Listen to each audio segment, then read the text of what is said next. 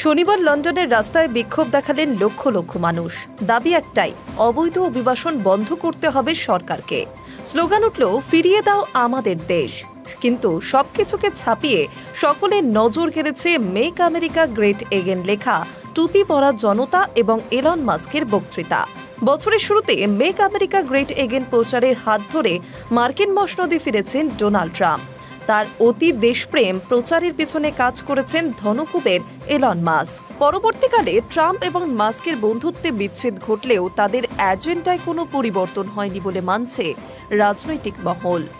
এবার সেই ভাবনার আঁচ পড়েছে ব্রিটেনেও। শনিবারের মিছিল এবং তার দাবির এর প্রমাণ বলেই মত বিশেষজ্ঞদের। লন্ডনে টমি রবিনসনের অভিবাসন বিরোধী মিছিলে ভার্চুয়ালি বক্তব্য রাখেন এলন মাস্ক। তিনি ব্রিটেনের শাসন ব্যবস্থা পরিবর্তনের আহ্বান জানিয়ে সতর্ক করেন, ব্রিটেন ধ্বংসের দোরগোড়ায় রয়েছে। বিক্ষোভকারীদের বলেন, দেশে হিংসা বাড়ছে এবং ব্রিটেনবাসীর কাছে আগামী দিনে লড়াই অথবা মৃত্যুবাদে অন্য বিকল্প থাকবে না।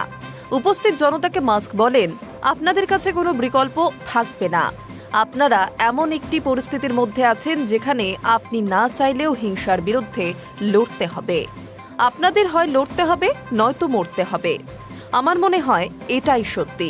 ইউনাইট দ্য কিংডম মিছিলে প্রায় 1,10,000 জনতার সামনে বক্তব্য রাখতে গিয়ে মাস্ক দাবি করেন, ব্রিটেন ইতিমধ্যে ধীরে ধীরে অবক্ষয়ের দিকে এগোচ্ছে। এই প্রবণতা দ্রুত দেশের বিপর্যয় ডেকে আনবে। এখানেই থামেননি মাস্ক। সরাসরি স্টারমার সরকারের উৎখাতের দাবি তোলেন তিনি। বলেন, আমি সত্যিই মনে করি ব্রিটেনে পালাবদল দরকার। আপনি অপেক্ষা করতে পারবেন না। আমাদের হাতে পরবর্তী নির্বাচন পর্যন্তও সময় নেই। অনেক দেরি হয়ে যাবে। তার আগেই কিছু একটা করতে হবে। সংসদ ভেঙে দিতে হবে এবং নতুন করে নির্বাচন করাতে হবে। নিজের বক্তব্যে বামপন্থীদের সরাসরি আক্রমণ করে মাস্ক। চার্লি কার্কের সাম্প্রতিক হত্যার কথা তুলে ধরে মাস্কের দাবি, বামপন্থীরা হিংসার আশ্রয় নিচ্ছে। লন্ডনের বুকে শনিবার দুপুরে ছিল অত্যন্ত ঘটনাবহুল। অতি দক্ষিণপন্থী নেতা টমি রবিনসনের নেতৃত্বে অভিবাসীদের বিরুদ্ধে বিশাল মিছিল হয়েছে। টমির ডাকে প্রায় 1 লাখ মানুষের জমায়েত হয় মধ্য লন্ডনে। পুলিশের অভিযোগ, এই জমায়েত থেকে বেশ কিছু পুলিশকর্মীকে আক্রমণ করা হয়। রবিনসনের ডাকে এই মিছিলের নাম ছিল ইউনাইট দ্য কিংডম। ব্রিটেনের বহু জায়গা থেকে ইউনিয়ন জ্যাক হাতে মিছিলে হাজির হন মানুষ। পুলিশের দাবি, এই মিছিলে যোগ দিয়েছে প্রায় 1,10,000 মানুষ।